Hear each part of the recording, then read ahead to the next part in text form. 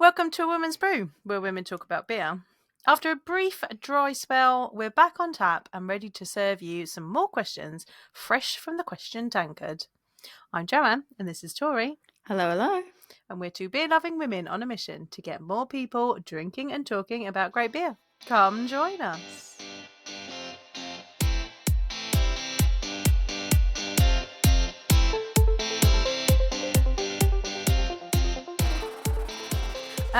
So regular listeners will have noticed that there wasn't an episode last week. So the second one we have missed ever. And it's for the same reason. Same reason, because I wasn't very well. Again. There was illness. There was very tight with lots of stuff that's going on work-wise at the moment and life-wise at the moment. We had a very small window to record and we had to miss that window because you were not well, because it is more important on you being well and rested and not drinking when you're unwell. No, I'm still not. I am on the water right now. I'm still not drinking at the moment. But that's fine, because we can still talk about beer and answer questions about it. I mean, I am having a beer. I'm deciding to. Well, I'm making a silent for me. I'm having a silent political statement because I don't. Obviously, we don't really like talking about politics that much, and I'm not going to talk about politics. I already ranted about it when I talked about Meta and everything else. But I'm having my Goats for Ukraine. Nice. My Holy Goat and Varvar collab, Goats for Ukraine. So that is. I'm not going to say anything else beyond that. Just That's my way of being like, well, I know we don't really dig into politics because this is a beer podcast, but that's what I'm having. Yeah. It's a fun time in the world right now, everybody. We are living in amazing times. Good God. As a reader, there are literal moments where I'm like, it's happening, guys. Like the books. That wasn't The Onion. Shit. No, that was real life. All that aside, though, like a brief note of something I did see in passing, but not enough to talk about ad hoc on this podcast, was potentially stuff to do with tariffs and whatever is being put in place. Let's say at a global scale. It's not at a global scale, but let's say on a global level. Well. There's going to be tariffs on I think metal or aluminum, I think, or something, and that's going to. I saw a whole bunch of news articles that were saying like the brewing industry in a particular part of the world is potentially going to have some struggles, and I guess actually everyone globally, because they were saying like the brewing industry overall because of the cost of aluminum having going up and stuff. I don't know. I don't pretend to be an economist. I'm not an economist. I'm not a governmental bod. I'm just a human being that spends most of her life pissed off nowadays, but I saw that, and it will be really interesting to see what happens on that level, because it's stuff like that when someone says, oh, the cost of aluminum goes up, like if you're not in the beer scene, or you're not like, you drink beer but you're not on like a nerdy hobby level or anything like that, you probably don't immediately be like, oh shit, the cost of cans. Right. Like it's when there wasn't enough CO2, right? Like, yes. Your average drinker's not going to realise how that's going to affect them until like it hits their pocket, or they turn up at the pub and the beer they wanted isn't available. Like if the beers that you want from wherever are now not available to get to you because they can't can them, like that is potentially an issue. Or I guess it goes back, this is the problem though, because then it's like, okay, you go back to glass bottles, and then maybe some people go, well, that's not as environmentally friendly in some ways, or if they're not reusing the glass or whatever, that's not as environmentally friendly, or that's more it's not as cost efficient, it's not as cost effective for consumers or whatever. Talking about glass bottles, actually, I visited Spartan in Germany recently, and in Germany you have to return your bottles. So they have like this whole setup at Spartan where like the bottles come in, and then it might not just be Spartan bottles, like because so at the Spartan brewery they do Spartan, Franziskaner, and another one now that escapes my mind. But so there's 3 different brands that they brew there. I think I was telling you this, like it was eye-watering the amount of beer that's at the little you were telling me how much beer was there. They've got 42 fermentation vessels, and they hold 360 or 340,000 litres each. That's literally stupid insane. amounts of beer. They can brew 12 times a day. 12 times a day, 7,000 litres at a time. Like, stupid amounts of beer. It's more than I can even picture in my like, brain. More than you can think of. Like, me and my colleague were just stood there, just looking at each other, being like, "That's crazy numbers. That is crazy numbers compared to like when we're out with our craft breweries." When you go to the craft breweries, they're like, "Those are amateur numbers. You need to pump those numbers up." Right. But they get all these bottles back. So they get their bottles back, but they get other bottles as well. Like, as long as it's like, well, even they roughly like the same. They have a system where it picks out, because there's the ones, you'll have seen the German beer bottles where they've got the names engraved in them or things like that. So then it sorts them, so it's the right bottles that they can use. It then cleans them, cleans the label off, like gets them completely sterilized so they can reuse them, and then they just reuse them. But there's also then a different type of bottle that is a single use glass bottle that is then the ones that we see over here, because obviously it's prohibitively it's prohibitive in cost for us to gather them and send them back from over here. So they have two different types of bottle, and the ones, I can't remember whether he said the ones that were in Germany were heavier, or the ones that were single use were heavier, but they're slightly different weights. So like, that's crazy. They've got a system that knows the difference, and like they'll make they make all these, they clean them all out and recycle them, which I think returning them and reusing them is probably a good thing. But like, they've got that system in place in Germany. Like, can you imagine here? Like, I think it'd be interesting to know kind of what goes into the sanitizing and reusing of those bottles, because like, is it something that nobody does because there's such a push on cans, so nobody's really invested in it? So because they're huge, they've got a massive machine. Like, we went out and they were just like, "This is the bottling machine," and it just, like, you could see it, like there was just like thousands and thousands of bottles like coming in and then passing through the machine and being sorted, and then like they're checked for impurities. Like, they also check that even after it's been washed, it's checked again. Like, there's a sensor system and stuff that checks that it hasn't got a cigarette end or whatever in the bottom of it. Like because it's been a party or whatever. Like, he enjoyed telling us that. He was just like, "How many parties have you been to? That someone's put something in the bottle." Like, so we got a system that checks for that as well. Like, so that's quite smart. It's a massive. Like, I imagine it's something that would be so space prohibited here. Yeah. Like, you wouldn't have.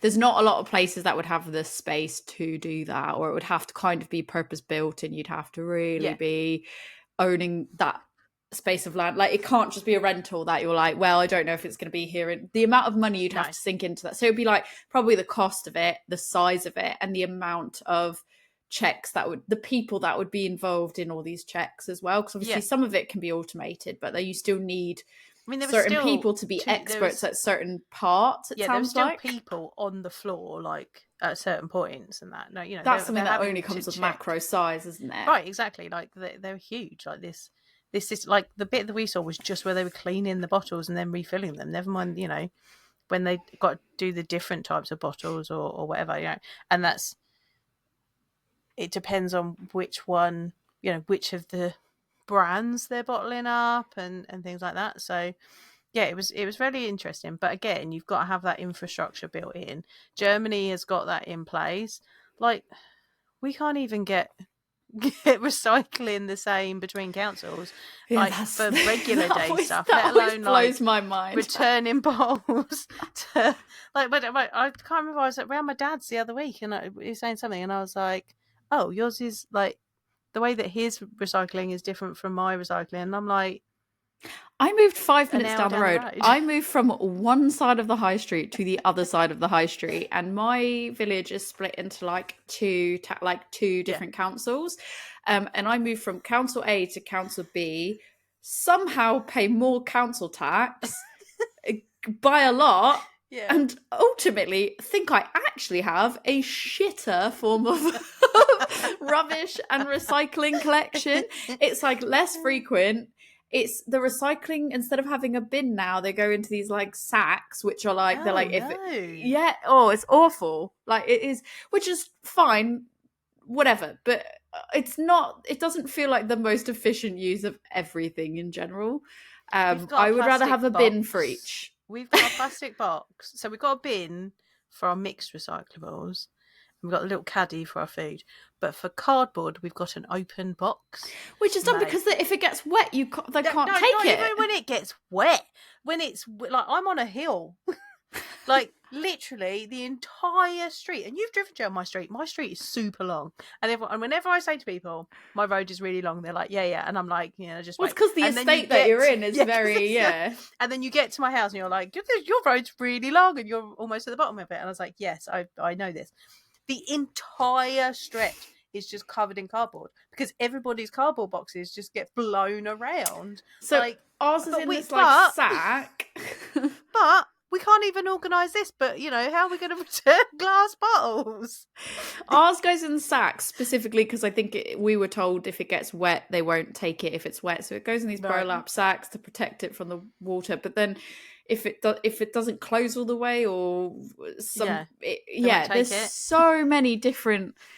Yeah, it is wild how different council to council it is. So we've got no hope. So right now, what I'm saying is we've got no hope of this like lovely sounding system where you return your bottles. Like they get like 25 cents back, euro cents back for it, and then you get a little voucher that you get that in the US. To be fair, so the recycling is very different. The difference, it sounds like here though, is like my experience in the US of recycling for plastic and glass is like, obviously here we've got glass points where you go and you I feel like the point of them is to try to get it to smash the loudest and the most. So that's like our glass recycling is like, how much can I make this thing smash? And the worst part is if it's a bit too tall, me being short, and I'm trying to put it in and then some drips back on you. You're like, ugh. No. It's like the worst feeling ever.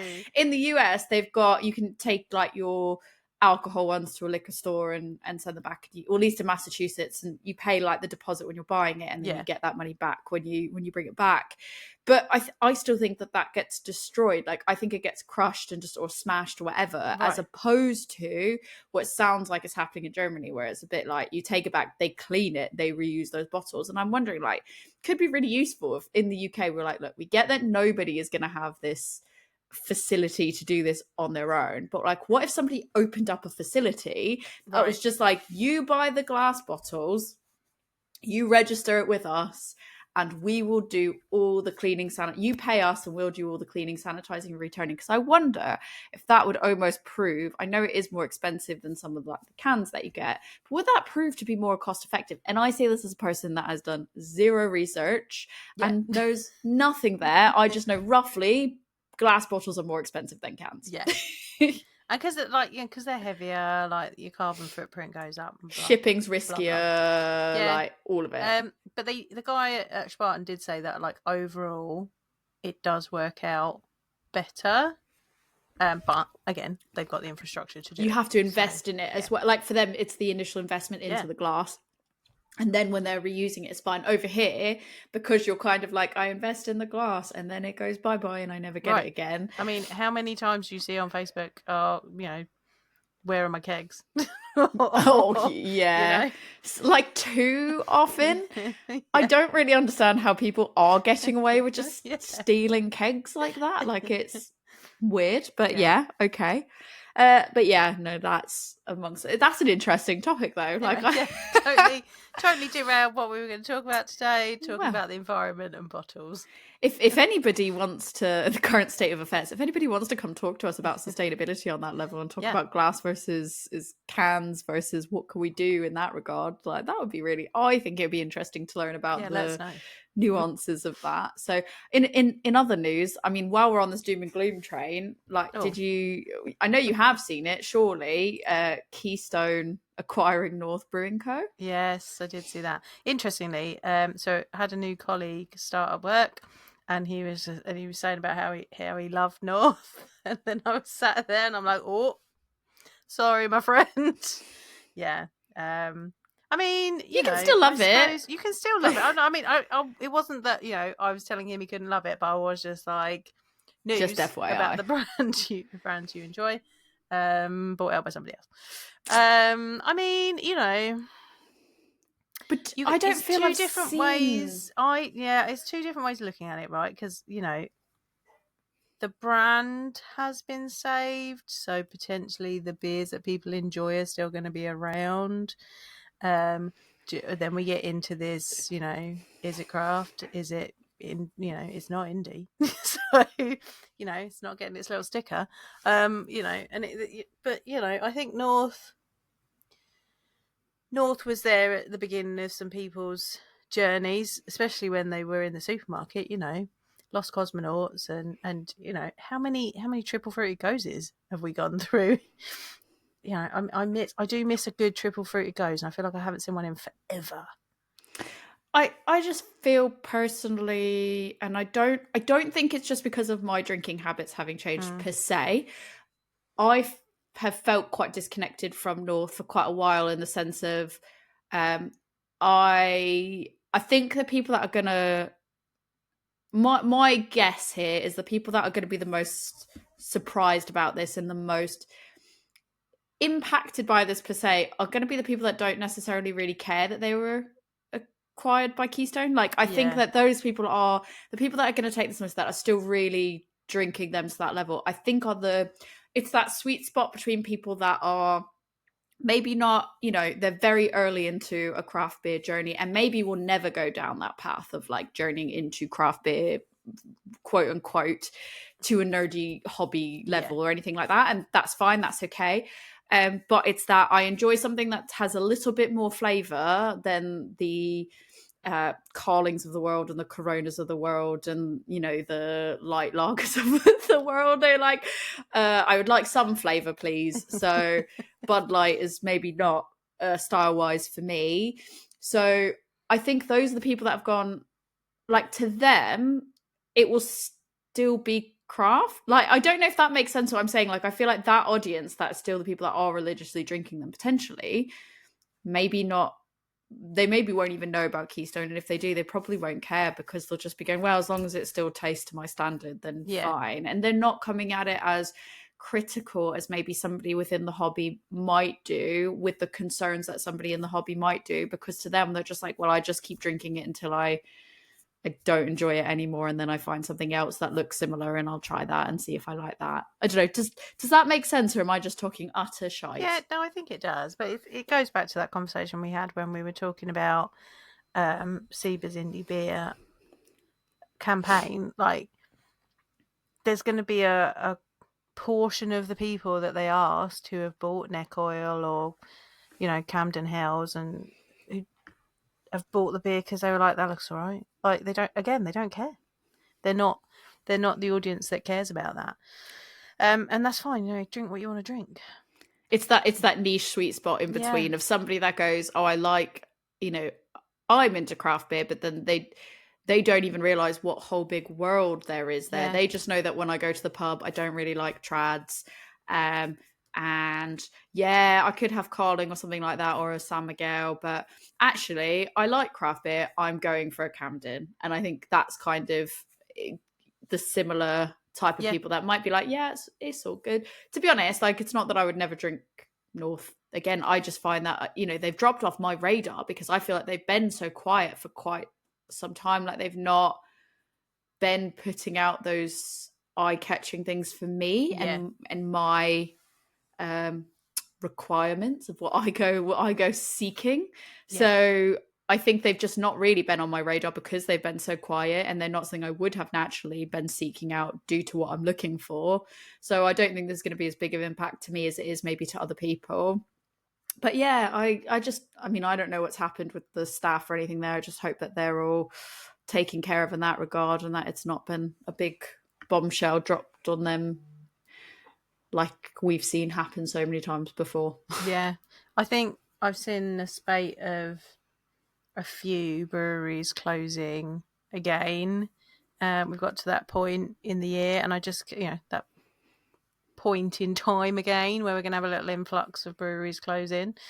And then my husband loves to watch the money programs, the was it Martin Lewis program, and he had that on just before I came up, and they're saying that energy prices are going to go up again, and all of this is going to impact the little guys, and some of the beers that you like, and some of the beers that you enjoy. So as we always say, drink what you enjoy, go out and support your local, go out and support the little people what you can, because if you don't, then you could lose them. I think even if you like the big guys, Yeah, like, even if you're like, I like North and I want to be able to drink North, you need to be drinking it, because what we find with these situations as well is when they get acquired by a bigger macro sort of big beer label, it tends to be like, is it still making money? Do people still like it? Okay. Yeah. No, it's not doing the numbers we thought it was going to do. So actually, we're just going to bin it off now because we don't really care. It was an investment. We took a risk. It didn't pay off. Meh. So I think that's that thing of like, it doesn't really matter who it is you're wanting to support, as long as you feel comfortable supporting them. It's for nobody else to say how you should feel about it. As long as you feel good about it, if that's who you are wanting to support them. Obviously, we are fans of supporting the little guy, because they are the ones where your money will make the most or break difference. But yeah, no, that's such a valid point of like, if you want to see them around, you need to go out and support them in some fashion. And sometimes it might be you don't have the money, like you said, prices are rising of everything. The cost of living stuff is just wild at the moment, and there's so much uncertainty in the future with everything going on in the world. Not for me to be Dr. Doom and Gloom at the moment, but I think sometimes it is a case you go, well, financially I might not have the best, but like, I like to think like, what's in my remit? What can I influence in terms of like how I can help those people? So is it like sharing a post because somebody's put a post about a new beer, and like maybe you can't afford that 750ml bottle because you won't be able to share it, and it's got lots of expensive adjuncts in it, and like maybe that's just not something that's within your budget, but you think it sounds really, really nice. Like, share it with your community and go, look at this. And you might even find other people are willing to go in on it with you, and you can buy it and try it together as a group, or somebody else might be looking for it. Like, I think, well, in my office we do beer of the month. I'm the chief beer officer, the CBO, self-appointed, and every month I get to pick a new brewery, and I try to pick it with a theme that's relevant to that month. And I did I did a Valentine's Day thing for like February, so we did Only with Love. That was when you can kind of go, where can I influence? Maybe it's in your office space, maybe you have beers and you're like, oh, how can I go in and recommend a smaller guy? So I went in and said, like, I want us to support smaller business. So that worked out for me. It might not work out for you, but think on that sphere of like, maybe you can't directly support them, but what can you do to get other people to support them?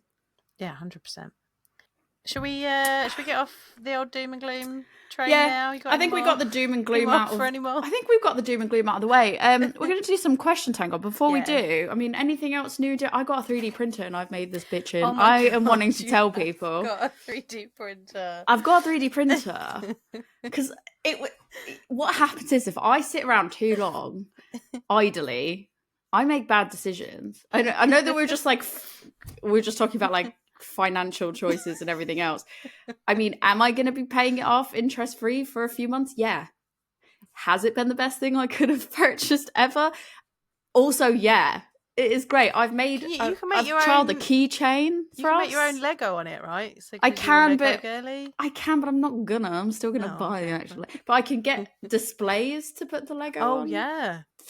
So cool. Watch this space. But I've been playing around with like stuff for us, because I was like, what can I put our logo on? The hotel key. Fiddle around with the logo. Yeah, because it's nearly perfect. If you're watching the video and you haven't seen me share it on my Instagram, it's nearly perfect. Our new logo. New logo. A new logo that's not that new. We just never launched it. So it took a year to launch it. because we're so on top of things. But we got it. And speaking of new things, we've got a new website. Yes, so we do. It's a womansbrewpod.beer. So that's great. So you can go visit us at a womansbrewpod.beer, because why wouldn't I pay more money to get .beer when I sacrifice my own blog for that, because I was like, only one of us can do that risky financial purchase. So I was like, I'll do it for the podcast. I tried dot pod, it was not a thing. So yeah, now I've been going and seeing like, what can I put our brand new logo on? And the hotel key, I love a good hotel keychain. So but what I found was how we had done the logo didn't quite translate perfectly. So I think with a V2 I can crack this. So yeah, I've got a 3D printer. Let us know what you want me to put our logo on. What are we 3D printing? What should we 3D print for the pod? Like, I've already got a whole list of stuff that could be turned into podcast stuff. Nice. What's new and exciting in your realm? Anything new and exciting in your realm? No, because I've just been curled up under blanket. Oh, my Oodie is my current favourite thing. I kept messaging you about how you can't go wrong with an an Oodie. Oodie purchase was. After Christmas they had a sale and I bought an Oodie because I was like, you know what, I might use it, and I used it a lot last week. Wrapped up in my Oodie on the sofa, reading a lot of books, because that's about all my brain could do. Yeah, no, nothing from me. No, I've not really had any beer because I've not been feeling very well. I also realised that I haven't really been paying attention to our beer challenges. I'm just basically very behind on everything. That's all right. You still have like a month before our beer challenges are relevant, so there's still time to catch up. Because you could be like me and you could just wait until like we'll decide a date to record, and then as long as it's done by like the morning of, like lunchtime on the day of. I'm supposed to be right now. We're currently recording. I'm supposed to be in Italy, and I was too ill to go, which actually worked out for us in a recording capacity because we couldn't batch record. Because of last week. Worked out really well for that. But also, worked out really well because I actually got to spend Valentine's Day with my husband. We don't celebrate Valentine's Day, but it was quite nice. We don't either, but it's nice, isn't it? It's just a nice excuse. Nice, like we went and got chip shop for dinner. we did a Chinese takeaway. We did a cheeky Chinese as well. So I was still not feeling very well, so I didn't even have any beer. But we had the chip shop, and that was about it. So I've missed one of my events this year. Boo. But it'll be fun. I managed to have people doing it without me. And the world didn't stop turning. Nothing's on fire. Nothing's on fire. It's all going well. I can't say the last time I had a beer I probably can. It's probably a few weeks ago, but it feels so long ago because it feels like everything's been so busy and weekends have just been flying by, and I keep meaning to sit down to have a beer and then just like not doing it. So I had a beer. That I'm not going to say what beer it was, but I had a beer to write a blog post about the recommended and top beers, and I've nearly outlined all of the blog post. But every time I sit down to go and edit it, I'm like, I can just do this later though, can't I? And then I'm like, I'll do it later. It's nearly all written. I just need to decide what photos I want to put in. And then I was like, in my brain, I was like, I don't want something so close to when I put out the beer spot. And let's just target like one a month. But the reality is because I've sat down to like proofread it, and I'm like, but like, what if I did something else though? Because that's way more fun. And then, a whole bunch of beers I've got, it's like I want to save them for those top beers, recommended beer challenges, and like save them for specific things. So like every time I sit down to have a beer, it ends up taking so much mental time and effort to work out what I want to have. And it shouldn't be that difficult that I'm like, right, I just can't be bothered now, so I'm just not going to do it. Yeah. Or things have just been happening so quickly, I just don't have the time to sit down and do it. Well, I mean, I was just like, I'm not going to blog anymore. I'm going to fill out my beer journal instead. And you were like, beer journal, like you can knock out some pages in a beer journal really quickly. No, you can't, is what I'm here to tell you. Like, not the way that I do it, apparently. I could not. Not the way that I could do it. No. So that's another one where it kind of sits there and I'm like, I could work on my beer journal, or I could go over I could just go and do something completely different. That's exactly where I'm at with that right now. Like, that just kind of sits there. I'll get to it at some point. Same time as tracking challenges and things. I'm doing all right with that, actually, to be fair. And you did inspire me that I should do like a travel journal or something like that. So I bought a whole like mushroom hole punch, and I 3D printed out my binding because I can do that. But then I haven't actually put anything together because I haven't really gone on holiday yet. But speaking of holiday, I've got a lot of holidays booked though. I've booked Japan.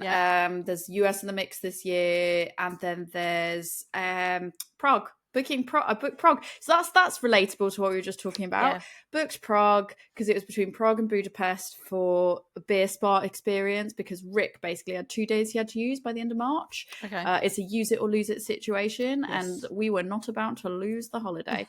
So we've got a long weekend planned, and it was like, where are we going to go? And I was initially full on Budapest, but then talking to the beer ladies pod ladies, Dr. Christina was saying like, 100% Prague, and I'm in a Discord channel with a whole bunch of lovely beer women, and they were like, Prague's good, and everyone just kept being like, Prague's amazing, and I was like, I'm sold on Prague. And then people were commenting on a post that I made being like, Prague's got some good, and I was like, everybody wants me to go to Prague. I am now hyped on the idea. I was hyped on Budapest, but only one person was like, Budapest is awesome.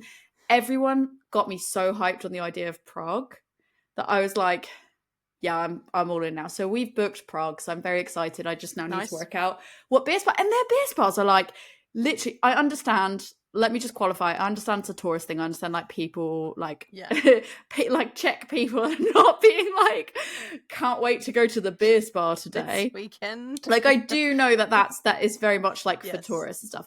But the beer spa experience is there, because I was comparing them all. It is wild. They're like, so you've got this beer spa, and you got the tubs, the traditional tubs, and then they're like, and then there's a hop sauna. So you can pay for a slightly more expensive one and get a hop sauna, which I was like, I haven't really deep dived into what that. I'm guessing they put like hop or liquid or liquid hops. I don't know. Oils and stuff, the oils, So I was like, that's great, and it's all in like a private room. And then there's like, we also have your traditional bed of hay. And you were just like, okay, you're just gonna lay down on a bed of hay. Yeah, apparently it's good. And then this one place gives you unlimited beer bread, and I'm like, unlimited beer bread. It's all you can drink beer out of taps, but they give you it's like you've got a normal lager and then like a dark lager, so you can. And I'm like, this is so great. Like I have options of what I want to lager drink. And beer bread, and it's for an hour, not 45 minutes. And I'm hoping that it's a full hour of uninterrupted hour. It's varying levels of like, some of them are bathing suit, and then some of the photos they definitely look full on nude, but it's all private rooms, so it's fine. So I'm very excited to pick one of those and try one of those. I probably have to book that soon, because it looks like a lot of them are booked up, probably by stag do's, whatever, because I hear Prague's full of stag do's. I'm going for the culture, the beer, and the food. The exact reasons why you should go. That's why I go anywhere. We have also talked about going to Little Earth Fest this year, haven't we? Yes, very excited for that. Watch this space, because we might take the podcast on the road. International Women's Day is coming up as well. Women's Day is coming up. I'm looking forward to that. We're going to be in the same location. It's been a while since we've been in the same location for it, so that's going to be exciting. I haven't really got any holidays booked in. I mean, I've got leave booked in, but I think I'm just going to stay at home. But then also, like, because your job is very much like the places you get to travel for your job, it's very fun. Like, yes, okay, I didn't get to go to Germany yet. Like, she never gets to go anywhere because she still hasn't been to Germany. I actually had the option and turned it down. I chose Prague instead. But like, you get to go to places that are quite fun for your job. So I guess maybe when you actually have your annual leave, you're probably like, I don't want to get in a plane or travel anywhere. I'm putting the Udi on and I'm staying at That's my holiday, my Udi holiday. You're like, and I'm in holiday mode. Open up my book. Thank you very much. You know how like with Crocs, people will be like, when you put the back down, that's in sports mode. When you put your Udi hood up, you're like, oh, that's in holiday mode. I'm like, this is holiday, Joe. Please don't talk to me. Please don't talk to me. When the hood comes off, then you can ask whatever questions you would like. But until then, I'm already anxietying out about traveling to Japan because we booked a direct flight this time and it's like 13 hours. We've done it before, but it's like, it's so cumbersome. It's like you can watch 3 really long movies. Yeah. what feel like really long movies, and then you're like, surely we're nearly there, and then you look and you're like, oh, we're at the halfway point, and you're like, how is this happening? But I'm excited to fly JAL because we've never flown JL before, so that'll be good. I'm excited for that's the one time I'll get excited for plane food. And I'm already looking at like I've been using ChatGPT to help fine tune my itinerary because it actually works surprisingly well. It's also a bit shit because you do have to check that it's factually correct with like travel times. Can I just say, I just want to point this out. Read an article the other day about how for every 5 to 50 prompts that you put into ChatGPT, it drinks a gallon of water. Oh, I've probably drained a whole lake. Right. I mean, that's not good. Because of the cooling of the supercomputers that are working in the background of ChatGPT to make it work, it drinks a gallon of water every time. So I'm just putting that out there. I wish you didn't tell me that, because now I've got to think of how many villages I've killed. While we were thinking about sustainability, Microsoft are like, well, Google or whoever it is Microsoft and Google are working on how much money how much water they're using to cool their supercomputers at the moment, because it's not even worth it for Copilot, because Copilot's so bad. It's not even worth you are killing villages, and it's not even worth it because Copilot's going, everything you just said was fine, and you're like, no, it's not fine. So don't do that, because Copilot doesn't deserve to drink the water. But ChatGPT, just think about it. Just thinking about that, just as we were talking about sustainability and stuff, and I read that in an article the other week. I really genuinely wish this was something that I could have carried on not knowing. Like, this is when I wish I could have been ignorant, and now that I'm not, it's going to make me really sad. I mean, I'm still probably going to chat GPT stuff, but I might get really depressed when I hit enter now. But it's been so useful with the holiday stuff, because I'm like, weirdly, it's because I'm like, oh, where are some good places that I want to go within this area that will be good day trips that have really good craft beer, and it will be like unique craft beer spots, and it'll be like this space, this space, this space, and it's like, yes, I could achieve that from a Google, but what's really nice is it's kind of like given me them without having to, because sometimes there can be too much option when you Google like craft beer, and it will start giving you places wildly outside city centres and stuff. So but yeah, very looking forward to holiday and holiday beers. So there you go. Right, so yeah, if anyone wants to see anything 3D printed with our logo on it, please let me know. We are holiday suggestions, let us know. Because of all of this travel and busyness and whatnot, we're thinking we might go, right, this is controversial, so calm yourselves, listeners. Let us know. Stop, sit down, take a breath. Yeah, sit down. If you're not already sitting down, sit down. We're thinking about going bi-weekly rather than weekly with the podcast. If you have strong feelings either way, like, oh my god, how dare you not put an episode out every week, what is wrong with you? Or if you're not fast, don't care, don't have enough time to listen to everything you guys chatter about anyways, the 230 episodes that you have out anyway, like, don't have time to listen to that. I listen to them on times 2 anyway, so it's yeah, let us know if you have strong feelings about this, because equally you might go once a month. That's enough for me. Yeah, let us know. Bi-weekly, monthly, what do you think? Because we're thinking about cutting it down because life is just very busy. Bi-weekly would give us a nice little turnaround time where you could get stuff edited in time for that, and it means that we could get things sorted a little bit better. Slightly less tight timescales. It would allow Joe to be ill, because when I'm ill, I plan my illness really well, so that my illness is planned. Your illness. I'm ill, but I don't care. My illnesses are nice and planned, so that we've got a big open agenda when I'm ill. Your illnesses are always such like, you're like, I'm going here, I'm traveling here, and then I'm coming back, and then you've got this many days before you go here, and I need to be able to edit it, and you always pick that sweet spot of being ill. And I'm like, and I've messed it up. Shit. I can't do it. I'm sorry. We had it well balanced, and then we did not. So, I mean, equally, people might be going, you're doing another question jar, and it's like, all you do is, it's going to seem like filler to some people. I mean, it is because we have a lot of questions to get through. So it's just a really handy little thing to go through.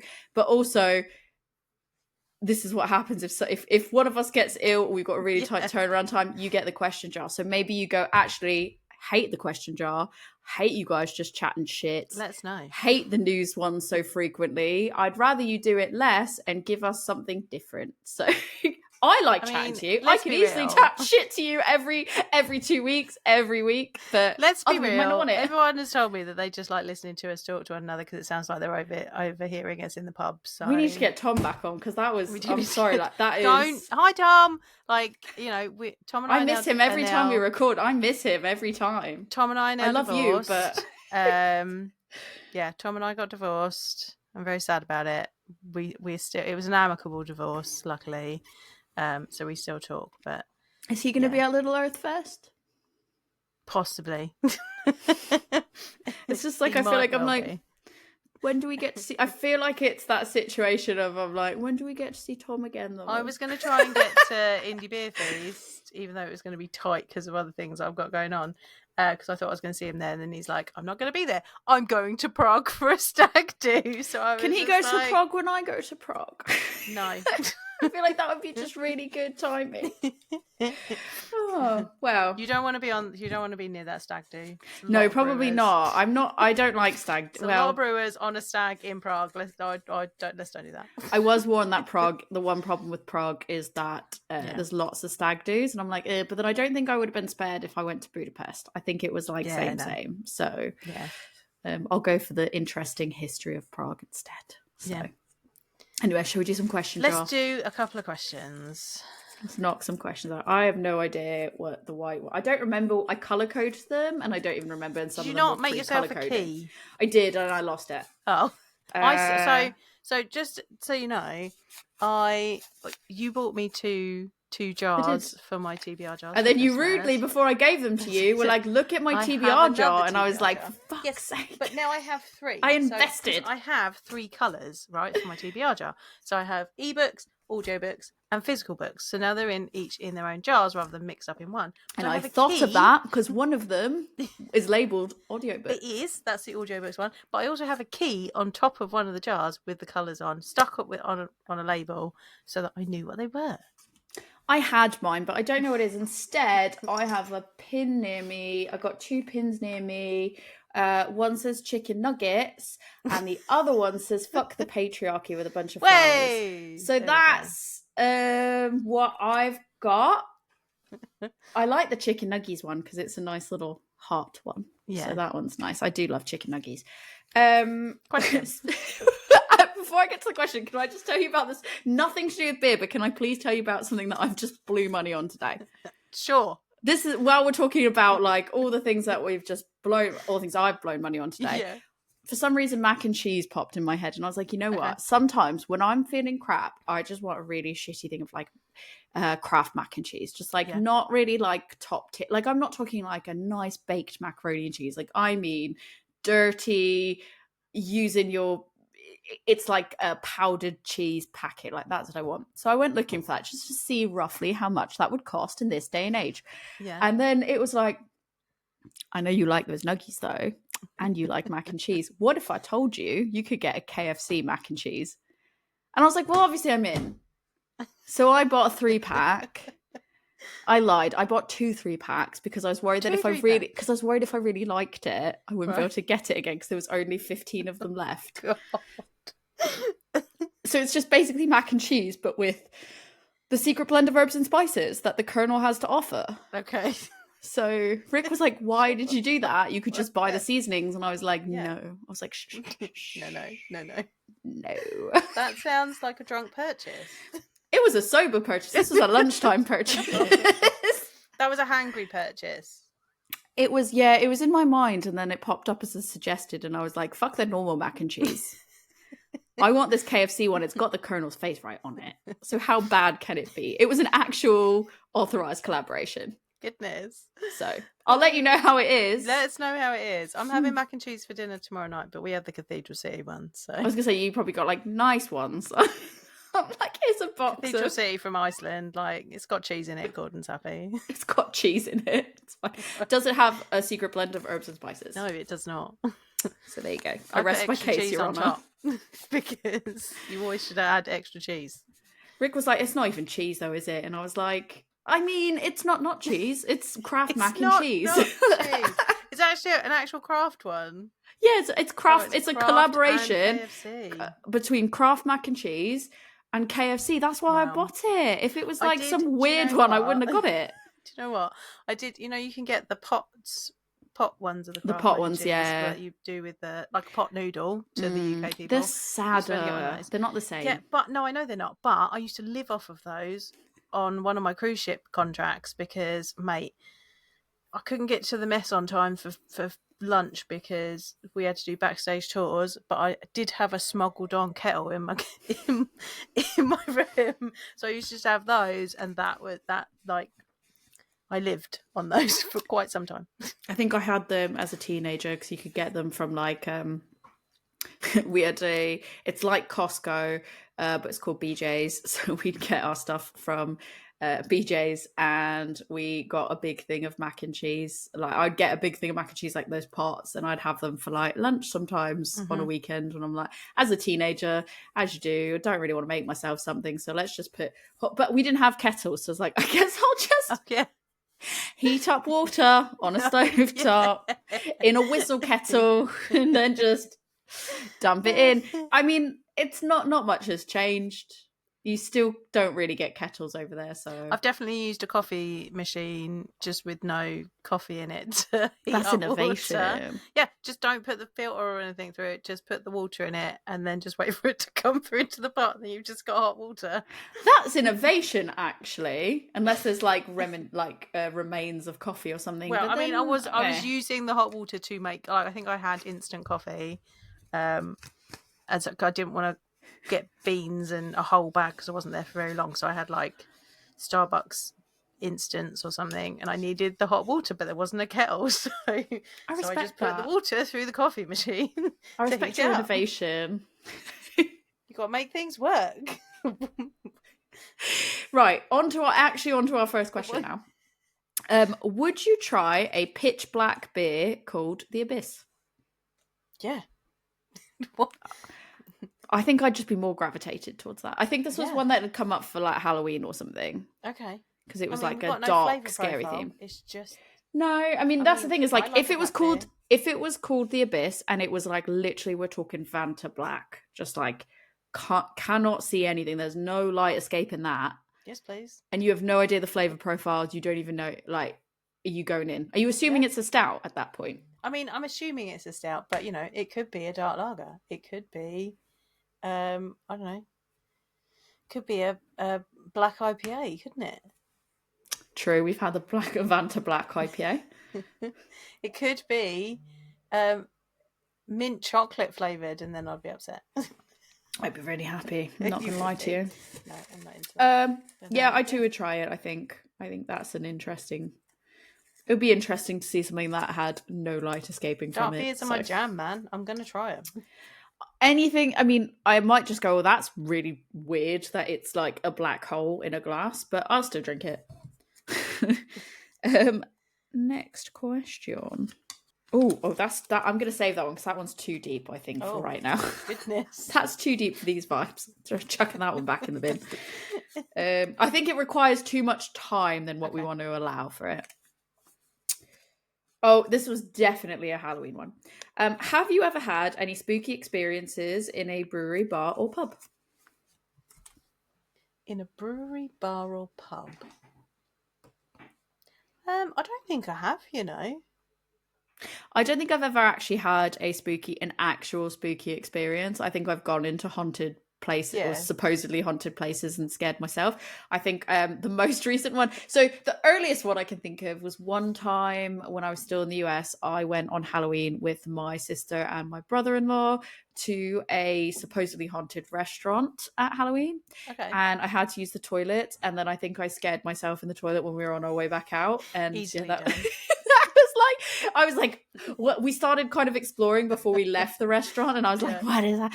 This place is wild. And I think we just scared ourselves on the way out. And I would say the most recent one was I was in House of Trembling Madness, not the bottle shop, but the actual like pub or the bar. And I needed to use the toilet, and the closest toilet I think was like in the furthest downstairs floor. And it was me, Rick, and the dog, and we had gone down to use the toilet, and it was like so dark, there were no lights on. And I was like, and it's because of the vibe, it's very like old type, there's all these like Victorian pictures and animal heads on the walls, statues on the stuffed and mounted on the floor. Phelan was shitting us. She was like, what is this animal? What is this? Like, she was like, fucking hell. She was just kind of like, I'm confused. We opened the door and it was like I think it's because the downstairs where the toilet is, there's also like a bar, but it wasn't in service at that moment. So it was all really dark. And I like opened the door and I was like, this is the scariest thing ever. And I don't need to go to the toilet anymore. And then I was like, I'm going back upstairs now. I no longer need to pee. But Rick validated. He was also like, yeah, this is like quite a scary area. But I think it was just because of everything that was there, the ambience of it. And then it was like a whole bar that was just empty and quiet.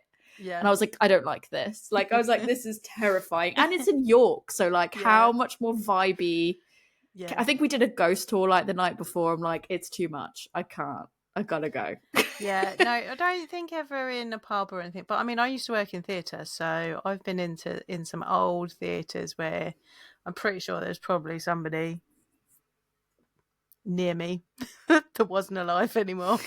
Like, you know, when you're wandering around backstage and like you've got the heavy curtains, it kind of deadens all the noise and stuff. Like, ooh. Yeah, Phantom of the Opera style. Sometimes you are not alone. Did you ever like have anything that's like noticeably like, oh, that was a weird one? Not because of ghosts. Okay. No, I meant specifically supernatural. No, not supernatural. There was you're like, there was just some weird dude and he just was not even joking. Like there was one of my first paying gigs was a Christmas show, and we did one show in each theatre, so we went to a different theatre every day, which is stupid. It was really, really stupid. And we ended up in this one theatre, and so it was a lot of female dancers, and they were having to change quickly. And there was one theatre where I literally at one point stood with a towel up so that girls could change behind it, because there was a stagehand who just kept looking at them when they were changing. And I'm like, you do not need to be looking this direction. You should be looking at the stage. Why are you looking back this way? Like, disgusting. In fact, he was worse, and that I had to keep some of the costumes in the basement of that theatre, and he was worse than the basement of this theatre. Like, ugh, yeah. Yeah, no, I believe that 100%. Yeah, I feel like that should be a new question of like when we have. Maybe it depends on like the podcast, like specific guests on that we interview. One of our questions should just be like, "Have you had any spooky experiences? Tell us about them." Next question: what's your biggest craft beer or podcast specific fear? Fear? Yeah. Oh. I'll try to pick one that's not Halloween themed to end on. Fear, definitely craft beer fear. That a beer that I really wanted to try will explode everywhere and I won't get to drink it. And then I've got to clean it up. And then you got to clean it up. Would you try to like just squeegee it into like a glass and be like, it's fine? Oh, I don't know. Maybe like on an existential crisis level, fear-wise, of like, oh, what if we just get to an episode and we just run out of things to say? Like, I don't think that's ever like physically possible to happen. But like, what if we're just like all the time? Yeah, but like, what if we were just like, that's kind of everything else to say now, to be honest. Guess that's it. Like, I feel like we put so much time and effort into the podcast and everything. 50% of the time we just talk shit. Like, what if we get a guest on who's like, just, no. Like, I don't think or like says something and then like we're like, well, that's it, we're now on the ban, we're cancelled. Like, what if we just got cancelled? I mean, it's never live, so we can always cut things out where we need to. But I think at that point we probably wouldn't release if somebody was like, we'd have to.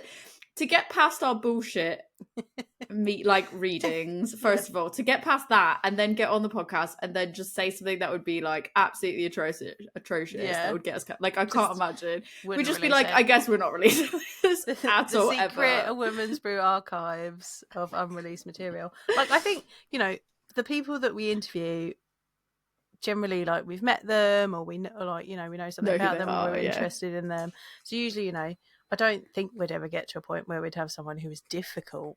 That's what I mean, is I feel like it would have to get past like our initial meters anyway. This isn't the news. You know, like, fuck it, we'll do it live. It's just a little beer podcast. Like, people just want to talk about yummy beer. Like, yeah, that's true. That is very true.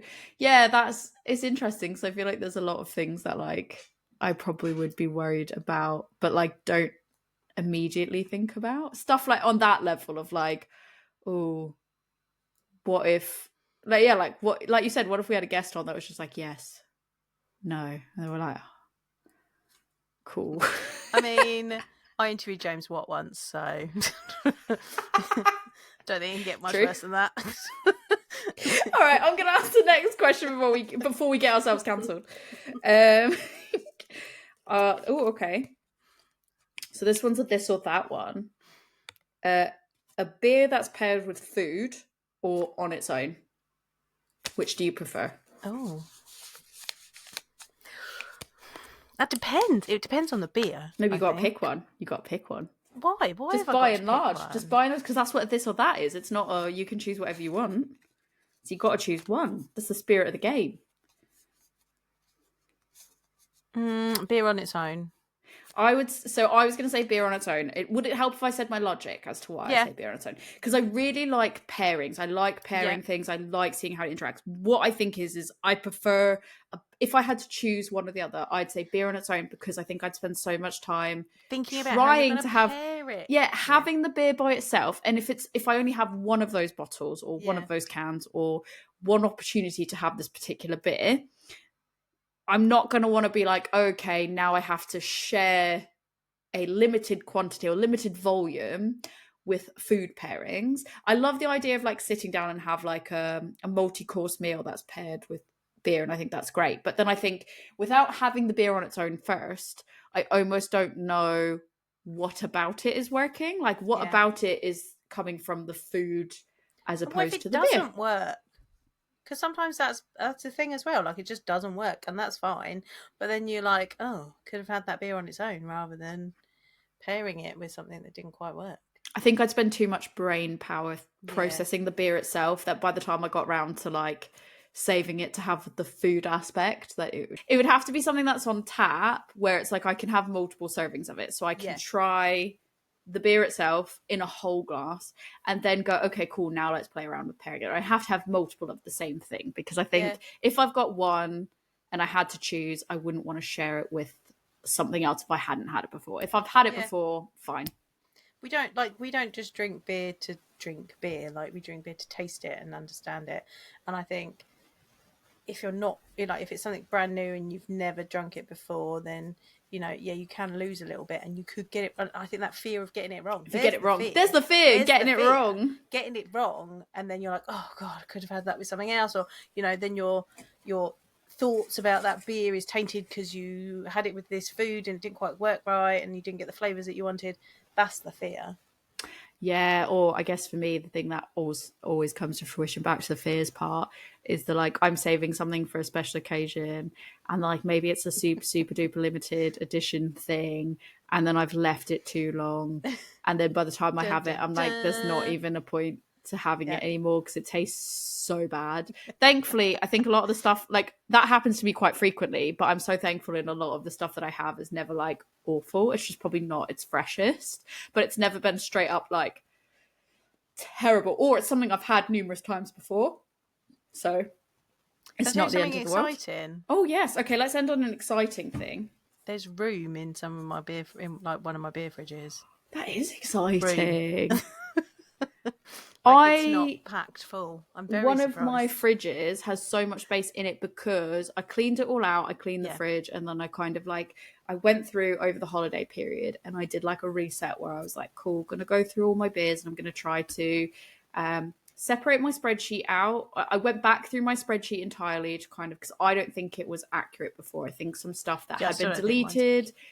I think some of the stuff that I deleted, like Google Docs, hadn't saved properly.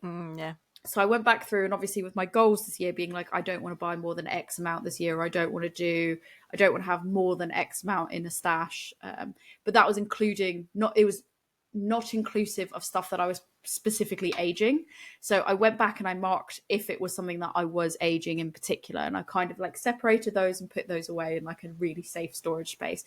And from going through that and clearing stuff out and trying to drink through really old stuff, I've got so much space in one of my fridges that I just haven't refilled yet. But I have everything organized in a way of what goes off first to what goes off last, and all really neatly organized by years. So I'm great. Now I can just go back and fill that fridge with peace of mind. I just haven't got around to doing that yet. So, but that's very exciting. We're making strides, and I am updating my drinking log. I've been checking things into Untapped, but what I've been doing is I'm not rating it. I just check it in, and then I put it on my spreadsheet. And I showed you, I visualized some data. I haven't touched it since then. Such a nerd. I haven't touched it since then, but the things I can do if I wanted to are really cool. I've just been cleansing the data. So very excited for our end of quarter review. I've got to work out the data because I haven't done it yet. I need to make a copy of your spreadsheet and start actually logging my stuff because I haven't. I mean, that'll be a fun task for you. Either that or you'll just decide, I'm not doing that at all for stuff. I think I'm actually behind in my, I know we said we weren't going to, we were trying not to log as much on Untapped this year, but I think I think there's beers I drank in January that I still haven't put on it. Yeah, I'm fair. I did not keep up that good record that I did last year where I was like, I'm going to log it in when I'm in the place. I was in Germany and forgot, and then was like, oh, well. I think we did a Freaky Friday because I've been really good at doing my data collection. So I think we Freaky Friday'd. And I'm like, I just got really busy. I got really busy and then I've not been well, and I'm like, oh, well, I'll get to it. It's not the end of the world. This is it. People will write in, they'll go, you know what? We don't want you to have that stress. We want to see the data, drop it down to 2 weeks. Yeah. So there you go. Let us know. Let us know. Let us know. Tori, if people want to let you know how they feel about us only going to 2 episodes a month, where can they get hold of you? Yeah, please let me know that, and let me know what other stuff I can put our new logo on, because I will 3D print anything within reason. As long as I've got the filament and it's the right color, I will do it just to see if I can. But you can find me on Instagram at adventures_in_hoptimism, or you can email me at adventuresinhoptimism@gmail.com. Or you can check out my blog, which I have actually written a post for. Yay! And it's got an About Me section. You can send me in suggestions if you want to collaborate on stuff, or if you just want to submit an idea that you think would be a fun activity for me to go try, because I'm always down to go and try new and exciting things. Feel free to submit it on there. It is adventuresinhoptimism.com. So yeah, pretty clear there. You should be able to find it. I scorched earth, got rid of the old blog. It still exists, but this is the new one, and it's all linked up on my Instagram now. So you can go to my Instagram and click on the link. If you want to tell both of us how you feel, either you want us to continue weekly or drop down to bi-weekly or do it monthly, or if you're like, please stop doing it all together, we've had enough of it. I mean, don't tell us that, because you wouldn't be the first person who's told us that, but generally it's some troll on YouTube, so we ignore them. It is true. If you want to tell us about how you play us to your neighbours because we're so annoying, that's equally fine. You can do that. I had a good laugh about it in private. We're here to be of service. Whatever we can do to help the community and help your neighbours, we are here for that. So please let us know. You can reach out to us at A Woman's Brew on Instagram and Facebook. You can email us at awomansbrewpodcast@gmail.com. If you want to be on the podcast, feel free to submit us there. Or if you want to submit in a completely different way, you can go on the new website that I mentioned, awomansbrewpod.com. .beer. I have to keep remembering it's not .com, it's .beer. So I've done a really cool thing, but now I can't remember the really cool thing that I did off the cuff because I'm not used to it. So yeah, please come on there. You can see the latest episode. You can see the About Me's. You can see, there's a blog section where if either of us write a blog post, we'll share a little blurb across there so you can decide if you want to go read it. We'll eventually use that to share photos and little posts of things we get up to, fun stuff there. So everything will be going through that website. It's all up and running now. So let us know your feedback on that as well. So Joe, if people want to talk to you and wish you a speedier recovery now that you're feeling better, but they want to wish you even more health, where can people talk to you? You can come talk to me. I'm Love Beer Learning on Instagram. I'm on Facebook as well, but you'll pretty much get hold of me on Instagram easiest. Or you can come to my website, which is lovebeerlearning.co.uk. That's going to have a revamp at some point this year because it needs to have a bit of a sort out, and also I don't want to spend money on it anymore, so we're going to cut back on that. So go and have a look at it now before I change it. Or you can email me lovebeerlearning@gmail.com. All right, well, I'm going to go finish my water, and you're going to go finish your lovely Holy Goat beer. It's lovely. On that note, cheers.